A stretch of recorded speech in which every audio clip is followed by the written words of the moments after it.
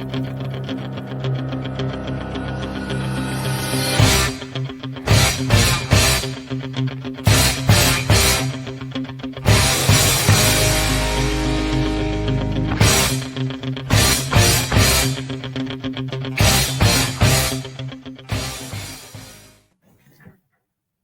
we are live. Good morning, everybody. Daniel Allison, the average dude, along with my friend Freddie Blanton. Good morning, First Sip. 15 minutes to a better day. 15 minutes to a better day. We do this by inviting guests in and we talk to them. Freddie, it is December the 30th, 2024. Thank you for the reminder. The year is almost over. The year is almost over. It's been, how has this year been for you? It has been a fantastic year from start to finish. The next 2 days will be wide open here at Bobcat of Spartanburg. We have sold more equipment this year than I think ever. Ooh, baby. Now, what do you attribute that to? Are y'all doing? You're looking at him. What do you mean? What do I attribute it to? I love it. I love it. Hey, Freddie's got those sales skills. He's been doing it for a long time. Glad y'all are having a good year. Glad that you could join us this morning because we have a great guest. If you live here in Spartanburg, South Carolina, you've heard McDaniel and Company, a name in commercial real estate and industrial real estate. And this morning, we have one of their newest team members. Emma McDaniel joins us. Here she is. Good morning. Hey, good morning. How's it going this morning, Emma? It's going pretty well. Got my coffee. I'm going. I'm excited to be here. Thank you for having me. Absolutely. Absolutely. So, first question that I have for you, I know that your dad has been in the real estate business for many, many years. You went to Wofford College, studied economics, and then you decided to kind of follow in his footsteps. What made you make that decision, and was that a tough one? It really wasn't a tough decision.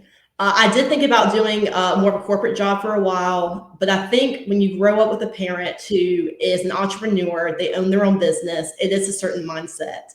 And even though my dad worked so hard, he loved what he did. If there was ever a special occasion he wanted to take time off from work, he could make that happen. And I just love seeing how much passion he had for his job. And I knew I wanted that for my career. I wanted to go to work every day, love what I did, and be building something that was kind of my own in a sense. And so once I started working with him, I knew it was the best decision I ever made. Nice. Absolutely. I love that answer. David Turner, good morning. Let's do this. Let's end the year. Good morning, Russ. And good morning, Deborah Allison. So my next question goes to Freddie because he's got a question.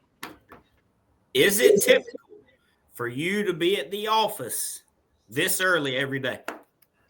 It's pretty typical. Well, usually I'm at the office by around 8:15, so about 15 minutes from now. But I'm a pretty early riser, so most of my day starts. I start about 5:30 in the morning. Now getting up that early, do you try to get your mind right? Do you prepare yourself for the day? Absolutely. So my day starts with usually a little bit of Bible study and devotion time. I do like an hour workout and usually listen to some type of something inspiring in the morning, whether it's a sermon, whether it's some type of podcast about sales or just something that's, for my personal development and my growth. So by the time I get to the office at 8:30, I'm ready to go. I love that. How long have you been doing that? Was there ever a time when you weren't doing those little things to get started for the day? Or is that something that's just been a part of your career? It's basically always been a part of my career. It may have evolved a little bit over time with exactly the exact routine or what I do every day, but I've always had this kind of elements of, a little bit of devotion time in the morning and then workout and then coming to work. Gotcha. Now, I know you've learned a lot from your dad. Has your dad learned a lot from you think, coming in with maybe a younger perspective? And how does that work? Oh, I think it's so fun because he's been doing real estate for over 40 years. So he definitely has the experience piece of it. The technology piece of it's probably where I've come in some and, said, okay, why don't we try this or why don't we try that? So it really is a unique combination where you have someone who's been in the business as long as he's been, and he has that experience with the real estate piece, but then also bringing in that young perspective of, just fresh ideas and kind of the technical side of things. So it's kind of a neat combo. I love it. And Freddie, I don't know if you know, she does let's talk industrial real estate. So she does some videos. I saw that you interviewed one of the, I love that too, Emma. You interviewed one of the vendors that did some lighting work for you. And you were like, I didn't know that. That saved me money on this video. Now I'm going to give him some attention, and I'm going to, share what I learned. I love that. It was so much fun. The purpose of the video started out to say, okay, let's take 45 seconds, shed some type of information or shed some type of light into the commercial real estate realm here in Spartanburg. And then as these videos evolved, it's like, gosh, like other people have so much knowledge about other sectors and the industrial side of things that I don't know. And so now it's kind of like, okay, let's bring in someone who knows about lighting or roofs or you name it. And let's let them have a chance to say who they are, add some value. So it's kind of just evolved over time, but I really enjoy doing the videos. It's really good. Here we go. Quote of the day. Quote of the day. A quote of the day. What do you have for us on this Monday? So I actually brought the book. I have a quote from one of my favorite books. It's called Chop Wood, Carry Water. It's written by Joshua Metcalf. And the quote is, "Greatness is not for the chosen few. Greatness is for the few who choose." Whoa. Greatness is for the few who choose. What does that mean? I'm gonna let you take that one first and tell us what that means to you. To me, that means that success and getting the things that you really desire usually doesn't happen by default. The people who are really successful make active choices and consistent choices every single day of their lives. And they've kind of compounded over time to accomplish what they want to accomplish. And I think it's inspiring that really anybody can choose to do that. And also, like, all those choices don't have to be perfect. You think about being an extremely fit person, their diet is not 100% perfect, but they're making more right choices than not. And they're making those little tiny choices every single day that amount to where they are today. Absolutely. Fred, what does it mean to you? Well, it's something as simple as what she talked about earlier. Getting up a little bit early, diving into a Bible study, getting the workout, listening to something spiritual or business, preparing yourself for the day. So when you go out and take care of business, your mind is ready. There's a lot of people who just show up unprepared. They haven't done anything. They're sloppy. Those people get left behind. The other people are choosing to be successful. Absolutely. What it makes me think about too is when we have committed, when we're in alignment, then it's an all-encompassing type deal. We're looking for our best. There's no reason to compare it to others, because if we find our best, we've won, haven't we? And so greatness is really, it's an individual thing. And whatever our max potential is, when we commit to finding that, that's when we know we're on the path, isn't it? Absolutely. All right. So let's do this. Let's go ahead and roll into our last segment. It's the 2-minute skill. Get ready. It's time for the 2-minute skill. Freddie, tell her what it is. Emma, here is your chance to teach, preach, coach, or joke. Just deliver the goods in 2 minutes or less. Thank you. Okay, so I'm going to talk about time management. We're all rolling into 2025, trying to set goals. So here's 2 questions that I'm going to be asking myself starting next year. And I'll say what they are and then kind of expand on them. So the first is this activity in my 20%?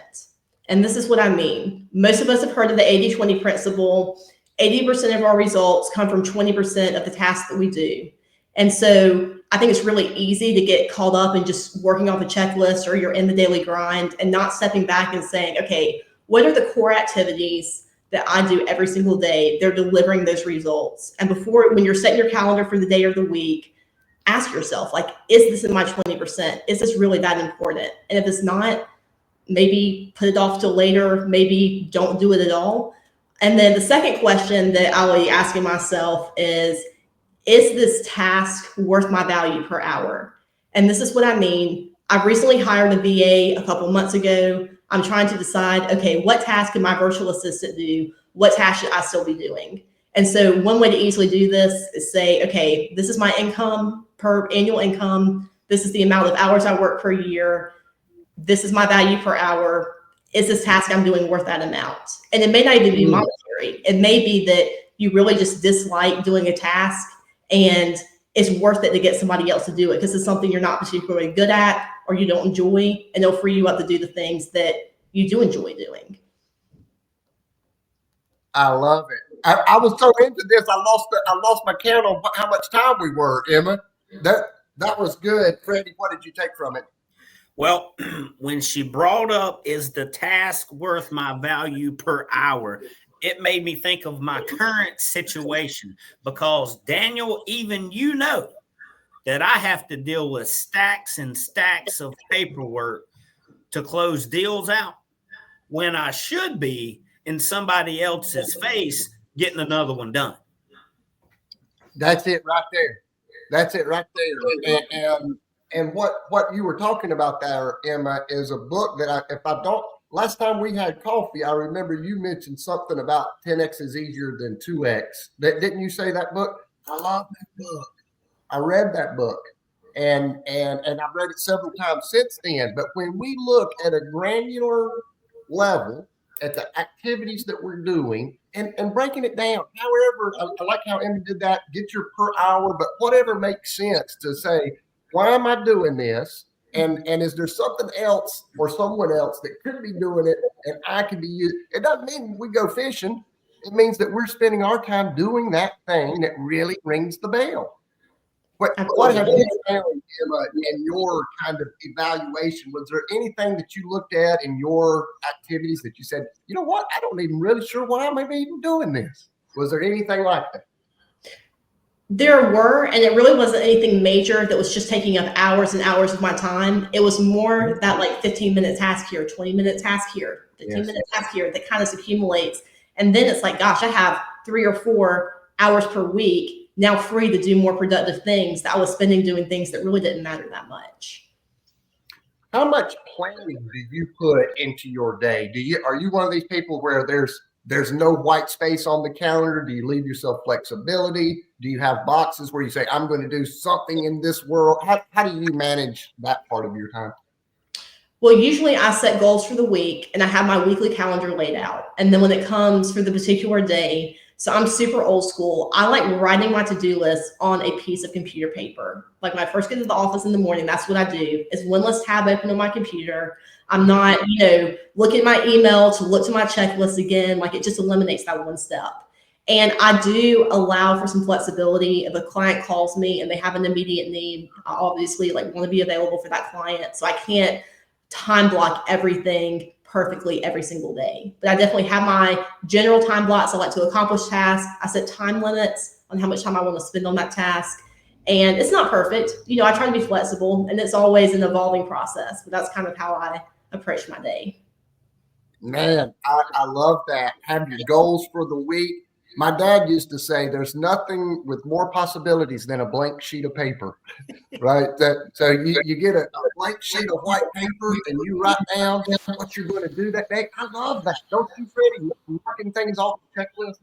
Absolutely. And first, I want to give a shout out to the fact that Deborah Allison is on the show today and she's watching. Shout out to Deborah. But the key was flexibility. Like you can't be so stubborn in your ways in your day that you can't be flexible a little bit. You're not going to be perfect every day. Understand that. You may dive into Instagram or Facebook 20 minutes too long, but you can recover at some point if you're flexible. Hey, this has been a really fun one. Good one, Freddie. This has been really fun. Emma, you nailed it. Hey, choose greatness. We all have that option to choose to be the best that we can be. It has nothing to do with anybody else. That's what I took from that quote. And then time management. 80%. There's something that really moves the ball, that really rings the bell. Identify it and do it as much as you can. Final thoughts, Freddie. Hey, 2025 is right around the corner. Be thinking about where you waste time. Absolutely. Emma, thank you so much. Thank you for having me. All right. Have a great day, everybody. Let's roll.